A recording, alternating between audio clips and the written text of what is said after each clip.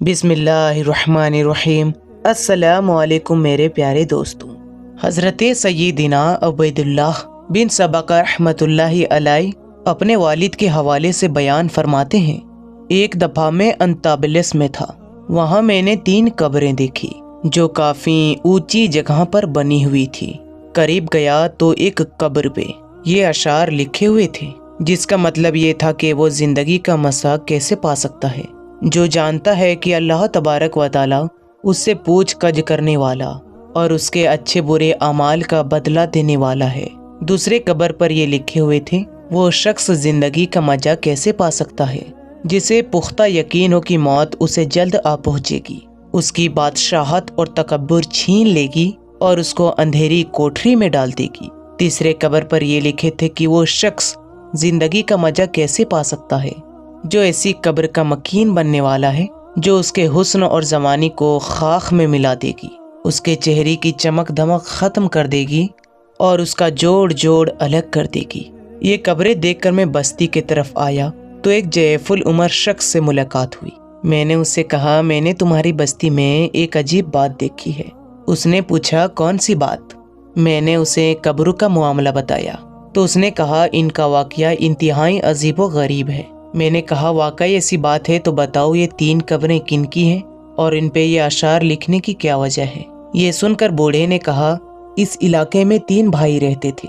ایک بھائی کو بادشاہ نے شہروں اور لشکر و فوجی پر امیر مقرر کر رکھا تھا اور وہ بڑا ظالم اور سفاک انسان تھا۔ دوسرا نیک دل تاجر تھا، جب بھی کوئی پریشان حال غریب اس سے مدد طلب کرتا تو وہ اس کی مدد کرتا، جبکہ تیسرا بھائی عابد و زاہد تھا، اس نے دنیائی مسائل کو چھوڑ کر عبادت اور ریاضت اختیار کر لی۔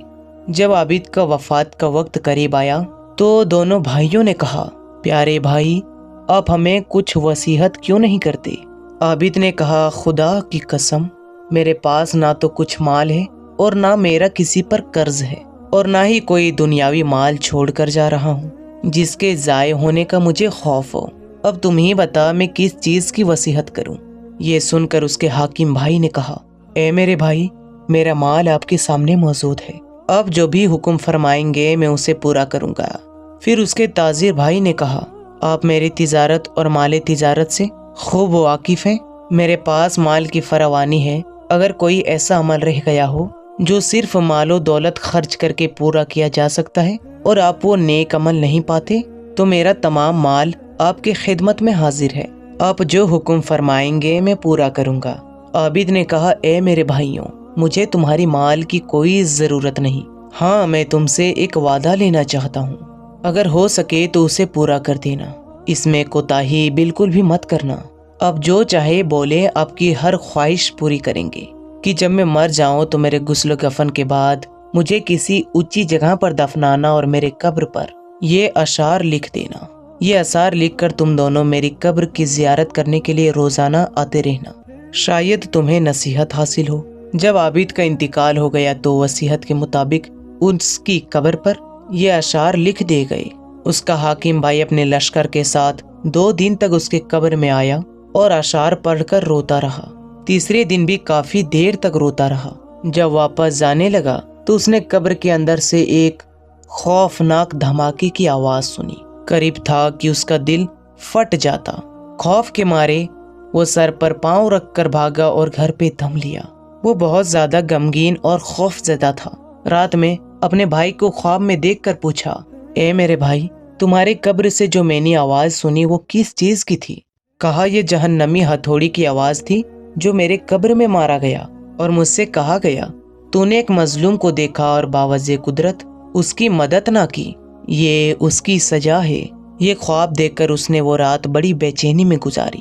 صبح اپنے تاجر بھائی اور دوسرے عزیزوں کو بلا کر کہا، اے میرے بھائی، ہمارے عابد بھائی نے اپنے قبر پر عبرت آموز اشعار لکھا کر ہمیں بہت اچھی نصیحت کی۔ اب میں تم سب کو گواہ بنا کر کہتا ہوں کہ اب میں تمہارے درمیان نہ رہوں گا۔ اور پھر اس نے عمارت اور حکومت چھوڑ دی اور پہاڑوں اور جنگلوں میں جا کر عبادت اور ریاضت میں مشغول ہو گیا۔ جب خلیفہ عبد الملک عمران کو یہ اطمینان ملی تو اس نے کہا، اسے اس کی حالت میں چھوڑ دو۔ جب اس کی موت کا قریب آیا تو چند چرواہوں کے ذریعے اس نے اپنے تاجر بھائی کو بلاوا بھیجا۔ اے میرے بھائی، آپ مجھے کچھ وصیت کیوں نہیں کرتے؟ اس نے کہا، میرے پاس مال و دولت نہیں جس کی وصیت کروں، بس میں تم سے ایک وعدہ لینا چاہتا ہوں۔ سنو، میں اگر میں مر جاؤں تو مجھے عابد بھائی کے پہلو میں دفن کرنا اور میرے قبر میں یہ اشعار لکھنا، اور یہ اشعار لکھنے کے بعد مسلسل 3 دن تک میری قبر پر آنا اور میرے لیے دعا کرنا۔ شاید اللہ تبارک و تعالی مجھ پر رحم فرمائے اور مجھے بخش دے۔ یہ کہہ کر اس کا انتقال ہو گیا۔ تاجر وصیت کے مطابق مسلسل 2 دن تک آیا۔ جب تیسرے دن آیا تو اس کے قبر کے پاس بیٹھ کر دعا کرتا رہا اور مسلسل روتا رہا۔ جب واپس جانے کا ارادہ کیا تو اس نے قبر میں دیوار کی گرنے کی آواز سنی۔ آواز اتنی خطرناک تھی کہ عقل دنگ رہ گئی۔ وہ خوف زدہ اور غمگین ہو کر گھر آ گیا۔ جب سویا تو خواب میں اپنے بھائی کو دیکھ کر پوچھا، اے میرے بھائی، آپ ہمارے گھر کیوں نہیں آتے؟ اس نے کہا، ہم ایسے مقامات پر ہیں کہ کہیں جانے کو جی نہیں چاہتا۔ تاجر نے کہا، بھائی آپ کا کیا حال ہے؟ بھائی نے کہا، توبہ کی برکت سے ہر خیر اور برکت نصیب ہوئی ہے۔ میں نے کہا، میرے عابد بھائی کا کیا حال ہے؟ کہا، وہ نیک لوگوں کے ساتھ ہے۔ پوچھا، آپ کی طرف سے ہمیں کیا نصیحت حکم ہے؟